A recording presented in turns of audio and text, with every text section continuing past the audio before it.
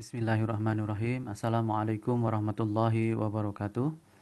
Rekan-rekan mahasiswa analisis sumber daya lahan dan air. Hari ini saya akan melanjutkan tutorial yang ke-10 untuk tutorial sumber daya air pada mata kuliah analisis sumber daya lahan dan air. Pertemuan yang ke-10 atau tutorial yang ke-10 ini ya, ini membahas topik tentang menghitung ketersediaan air tanah. Topik ini sudah disinggung juga pada perkuliahan analisis sumber daya lahan dan air oleh Dr. Cahyo Nugroho Aji ya. Sebelumnya sudah dibahas tentang prosedurnya dan sebagainya. Nah, kita akan membahas tutorial khusus untuk laporan analisis sumber daya lahan dan air pada studi kasus atau mini project dari masing-masing kelompok teman-teman sekalian. Jadi saya tidak akan mengulangi metode-metode secara detail, tetapi intinya bagaimana nanti Anda bisa mengerjakan untuk mendukung pembuatan mini project dari tugas rekan-rekan sekalian per kelompok. Baik, kita mulai ya. Baik, yang pertama sebelum kita menganalisis sumber daya air tanah di satu wilayah, maka yang pertama kali harus dilakukan adalah menentukan dulu apakah satu wilayah Anda itu isotropis atau anisotropis, atau sebagian isotropis, sebagian anisotropis. Mengapa ini penting? Karena masing-masing karakteristik dari isotropis atau anisotropis tadi itu memiliki metode yang berbeda untuk mengkuantifikasi ketersediaan air tanah di wilayah tersebut. Misalnya kalau isotropis ya, di mana air tanah bergerak melalui pori-pori antar batuan ya, itu peluang untuk mengalir ke semua arah adalah sama ya, karena dikontrol oleh rongga antar butir batuan ya, gitu ya. Mengalir dari hydraulic head yang tinggi ke hydraulic head yang rendah. Misalnya pada unconsolidated rock ya, pada gunung api ya, misalnya di kota Jogja, kota Bantul gitu ya, Sleman. Ini termasuk dalam isotropik. Kalau dasnya di tempat-tempat seperti itu ya, maka Anda menggunakan metode-metode isotropik. Nah, nanti kita sebutkan apa saja metodenya.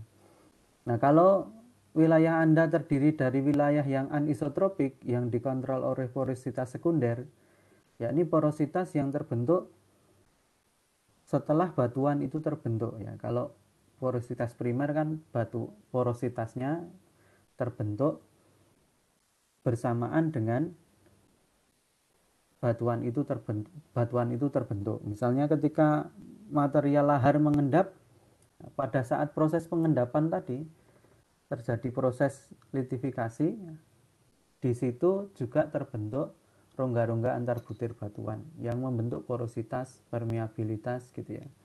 Sehingga itu yang disebut sebagai porositas primer.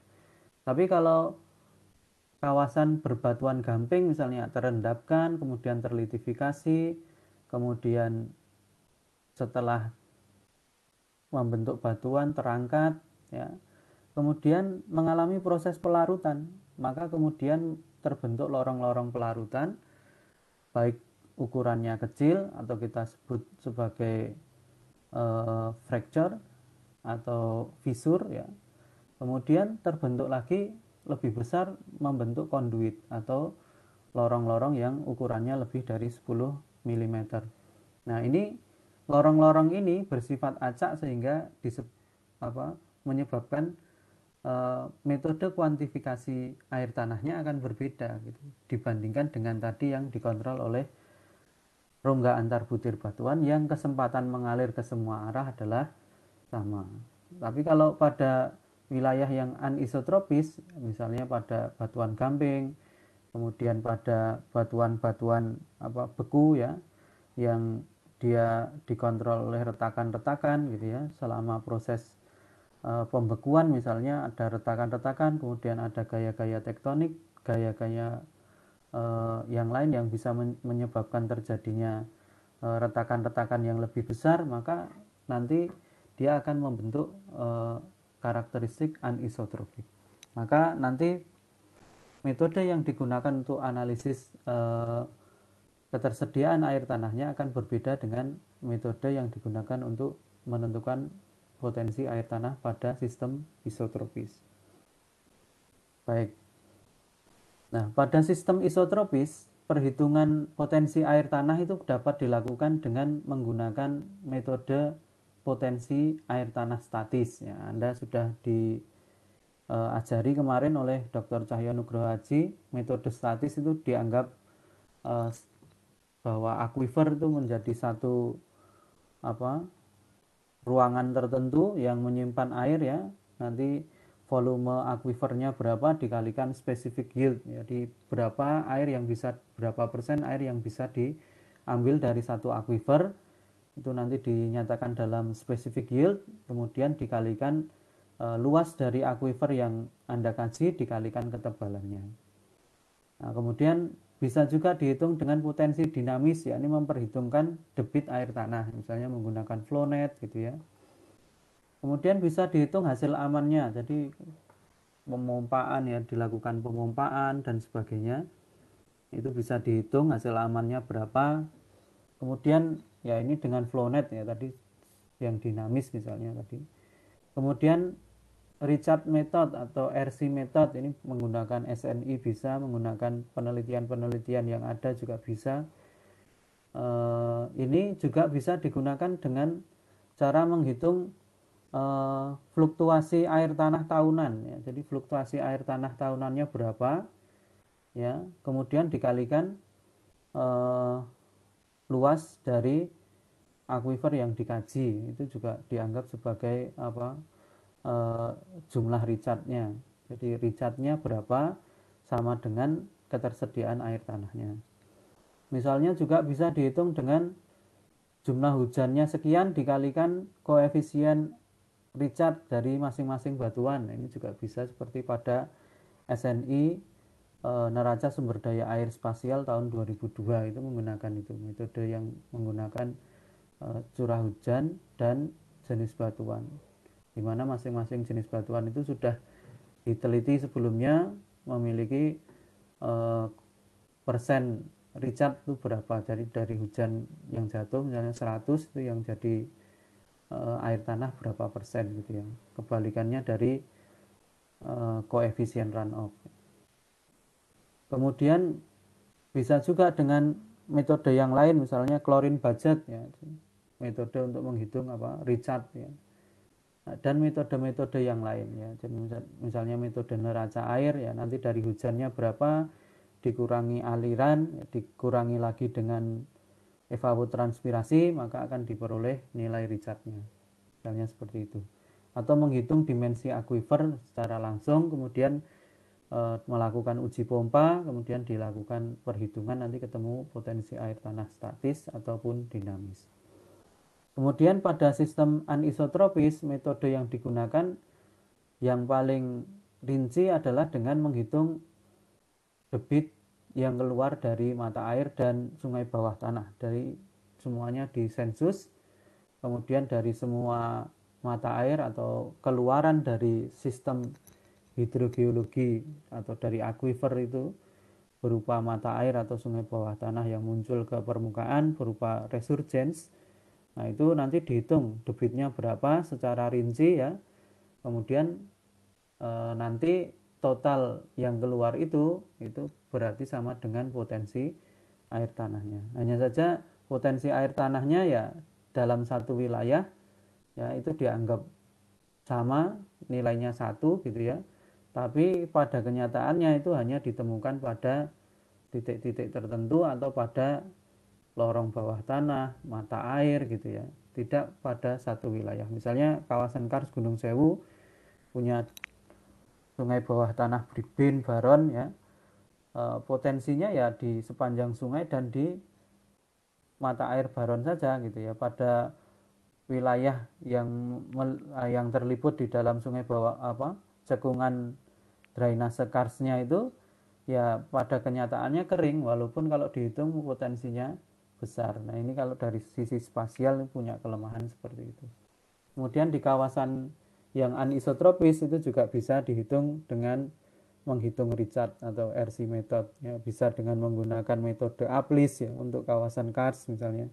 Nanti Anda bisa searching ya metode APLIS gitu ya. Nanti misalnya punya ini dibuat oleh Bartolomeo Andrio ya dari Spanyol di Malaga University.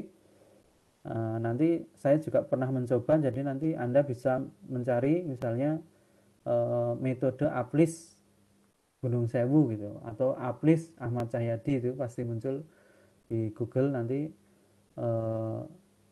metodenya bagaimana, jadi parameternya apa, kemudian teknisnya bagaimana, itu sudah dituliskan di sana. Kemudian penentuan sistem isotropis dan anisotropis ya dapat dilakukan dengan menganalisis jenis batuan yang ada pada peta geologi atau peta hidrogeologi ya. Jadi nanti rekan-rekan bisa menganalisis misalnya, oh ini gamping ya, kemungkinan kalau sudah berkembang ya anisotropis, kalau belum berkembang ya misalnya pada cekungan Wonosari misalnya ini berarti masih isotropis misalnya begitu ya.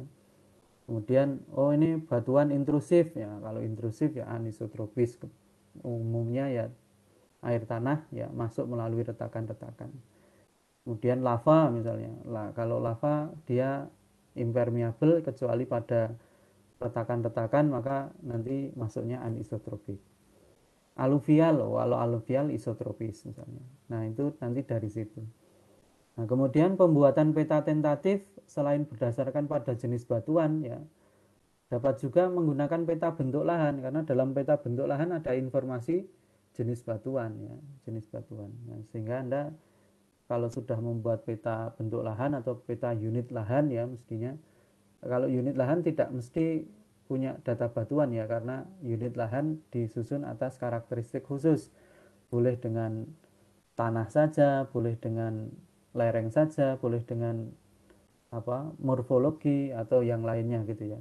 Tapi kalau peta bentuk lahan pasti ada data litologinya, sehingga Anda bisa menggunakan unit bentuk lahan untuk melakukan pemetaan air tanah ya. Tentu ini model dan pendekatan ya, keterbatasannya banyak, misalnya bahwa material bentuk lahan ini kan dinilai pada permukaan ya, sehingga mungkin saja material penyimpan air tanahnya di bagian bawah itu tidak sama dengan bagian permukaan. Nah, ini keterbatasan dari pendekatan bentuk lahan untuk kajian air tanah atau sering disebut sebagai hidrogeomorfologi ya. Meskipun sebenarnya hidrogeomorfologi sendiri pengertiannya lebih luas, yakni termasuk pada bagian permukaan ya, tidak hanya pada air tanah saja. Nah, kemudian kalau dasarnya bentuk lahan, malah kan delineasi menggunakan digital elevation model ya, menggunakan pendekatan morfologi ini masih mungkin dilakukan. Tetapi sekali lagi ini Anda harus melakukan kajian lapangan ya.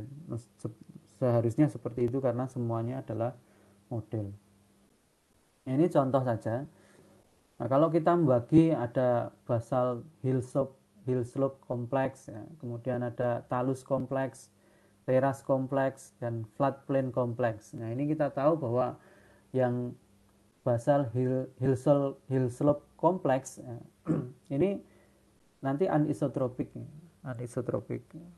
Kemudian talus kompleks karena dia sudah merupakan material-material rombakan dari bagian atasnya, maka kemungkinan sudah mulai isotropik sistem. Nah, di situ sudah bisa dilakukan analisis-analisis termasuk membuat flownet. Kemudian teras kompleks ini sudah bisa dibuat flownet, kemudian floodplain dan sebagainya bisa dibuat flownet ya. Ini contoh saja. Jadi Anda bisa membagi seperti ini. Juga bisa membagi seperti ini. Jadi dari DEM di sebelah kanan, kemudian di sebelah kiri ada landform delineation, itu bisa dibagi seperti itu. Nah, dari landform delineation atau dari morfologi saja Anda bisa membagi ya, misalnya pada bagian-bagian yang seperti apa, perbukitan-perbukitan, ya Anda deliniasi sebagai anisotropic system, ya. Dari bentuknya kita lihat erosinya sudah lanjut, ya, sehingga kemungkinan yang tertinggal adalah batuan-batuan dasar yang mungkin cukup keras, ya, karena dia tidak apa, tidak terlapukkan saat ini, ya, jadi dia posisinya berarti yang paling keras, maka ini kita anggap anisotropik. Maka wilayah-wilayah yang anisotropik itu Anda deliniasi pada perbukitan-perbukitan itu. Kemudian pada dataran itu baru yang dihitung potensi air tanahnya dengan statis, dinamis. Nah, yang anisotropik Anda harus survei ke lapangan nih untuk menentukan apa? Mata airnya di mana saja, debitnya berapa dan sebagainya. Nah, ini kajian air tanah untuk teman-teman dari geografi lingkungan ini memang agak sulit, ya. Tidak di Kalau dengan metode yang seperti ini menentukan isotropik dan anisotropik, ya ini butuh waktu yang lama, biaya yang banyak gitu, ya. Kemudian ini contoh, ya, di Kulon Progo. Ini kalau dibagi misalnya ini ada dua cekungan air tanah, ya. Ini cekungan air tanah Wates warna hijau dan kuning, ya, di bagian bawah, dan yang bagian utara, ya, bagian atas itu cekungan air tanah menoreh, ya. Pada cekungan air tanah menoreh ini anisotropic system, anisotropic system. Sedangkan yang bagian bawah itu, ya, itu adalah isotropic system. Ya, pada anisotropic system, ya, mestinya kajiannya yang dilakukan adalah dengan apa? Melakukan pemetaan mata air di seluruh wilayah gitu, ya. Kemudian nanti pada masing-masing mata air tadi ini dianalisis, ya, debitnya berapa, kemudian nanti dihitung potensi air tanahnya. Nah, penentuan air tanah dapat dilakukan sesuai metode yang cocok, waktu, dan data yang tersedia, ya. Kalau misalnya datanya terbatas sekali, hanya ada data hujan dan batuan, ya Anda pakai metode RC method, ya, misalnya dengan SNI tahun 2002 itu. Tapi kalau datanya cukup banyak, ya ada penampang geologi gitu, ya, ada data geofisika dan sebagainya, ya Anda bisa melakukan lebih banyak lagi. Metodenya juga menjadi lebih bagus lagi, ya. Survei lapangan untuk dimensi akuifer dilakukan dengan berbagai macam teknik geofisika dan pengeburan, ya. Teknik geofisika misalnya geolistrik, georadar, geofon, ya, geosonar, ya, seperti itu bisa dilakukan. Jadi untuk mengetahui apa dimensi akuifer, seberapa tebal lapisan pertama, lapisan kedua, dan seterusnya, seberapa tebal akuifer, lapisan impermeabelnya di kedalaman berapa, dan seterusnya. Kemudian muka air tanahnya pada kedalaman berapa. Nah, ini nanti yang dihitung untuk menentukan potensi air tanah. Kemudian survei mata air dapat dilakukan sensus untuk seluruh area kajian, khususnya pada anisotropic system. Jadi disurvei semuanya satu wilayah itu.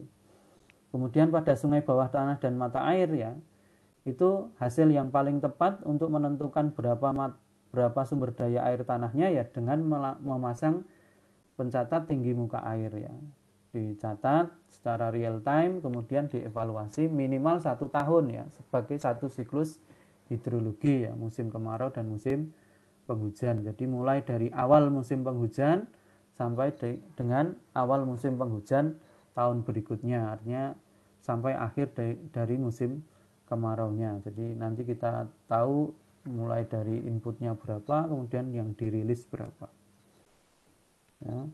Nah, ini contoh yang gambar sebelah kanan itu peta litologi Kabupaten Kulon Progo, tapi ada titik-titik warna kuning kecil-kecil, itu adalah sensus dari seluruh mata air di Kabupaten Kulon Progo, khususnya bagian atas, untuk menentukan apa?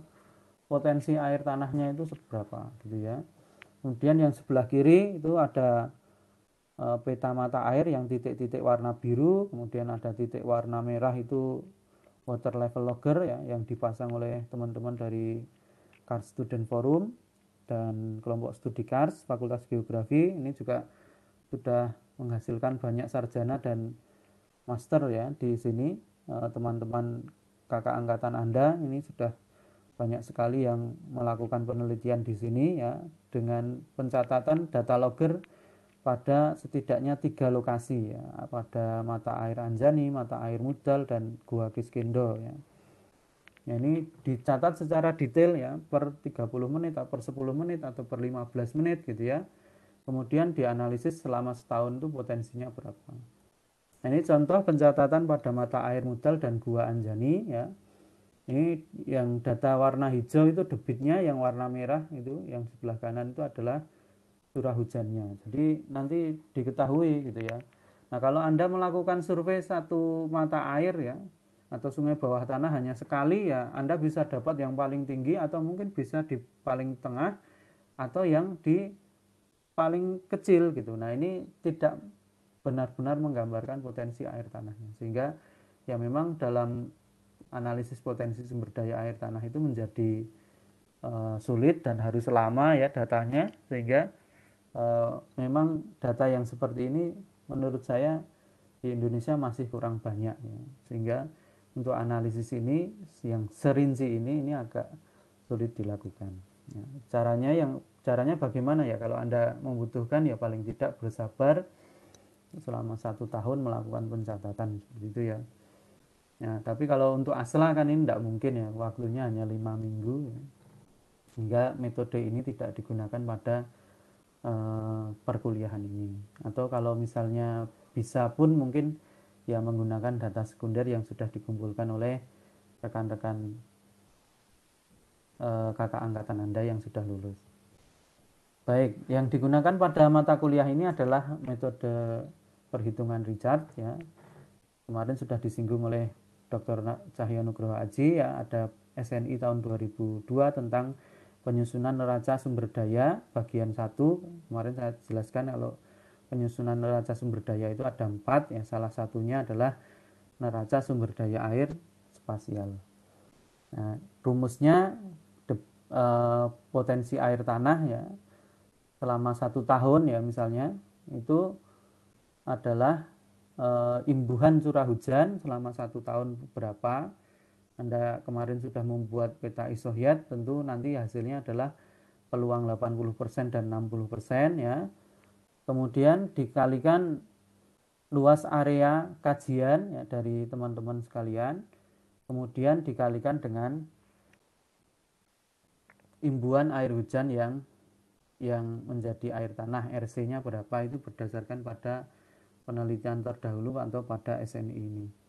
Nah, nanti Anda overlay dari isoyat tahunan atau isoyat bulanan, Anda hitung 12 kali gitu juga boleh. Atau Anda buat tahunannya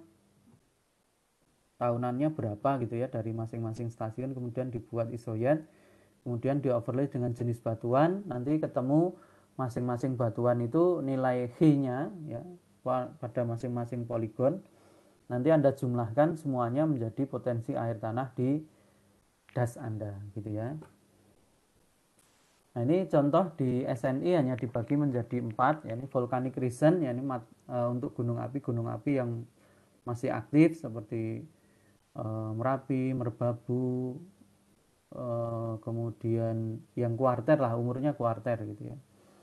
Kemudian volkanik tua, ini yang gunung api yang sudah dalam kategori ancient volcano atau gunung api purba gitu ya. Misalnya pada gunung api di Kabupaten Kulon Progo ya, itu sudah Gunung Ijo, Gunung Gajah, Gunung Menoreh, Gunung Api Menoreh gitu ya. Kemudian di Gunung Kidul misalnya ada Gunung Api Panggung Masif dan sebagainya. Nah, ini sudah tidak sebesar nilainya dibandingkan dengan volkanik yang recent ya. Nilainya 15 sampai 25. Kemudian ada sedimen terutama napal ya dan indurated rock. Ya, ini 5% saja. Kemudian batu gamping itu 30 sampai 50%. Nah, ini umum saja gitu ya.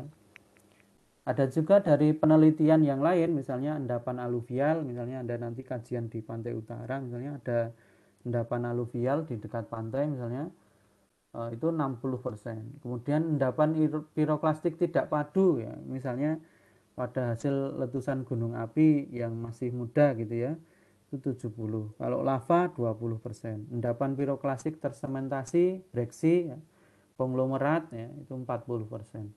Kemudian tanah berlempung dan batuan metamorfosis atau batuan metamorf itu 20%. Kemudian batuan karbonat khusus gamping yang sudah terkarstifikasi itu 90%. Ini kalau gampingnya belum terkarstifikasi 30-50%. Nah, seperti itu kira-kira ya teman-teman ya. Caranya nanti di overlay dengan curah hujan tahunan atau kalau mau agak ribet ya 12 kali per bulan gitu ya.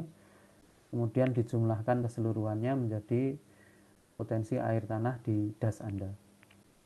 Sekian rekan-rekan semuanya, nanti kita sambung di diskusi melalui grup WhatsApp.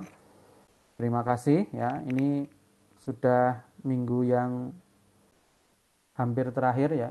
Di minggu ke depan adalah minggu terakhir sehingga Anda harus menjalani ujian ya, ujian untuk teori ya hari Selasa dan hari Rabu, dan pada hari Sabtu Anda harus mengumpulkan eh, laporan mini project atau studi kasus dari masing-masing kelompok di das masing-masing. Demikian, semoga bisa membantu rekan-rekan semuanya. Assalamualaikum warahmatullahi wabarakatuh.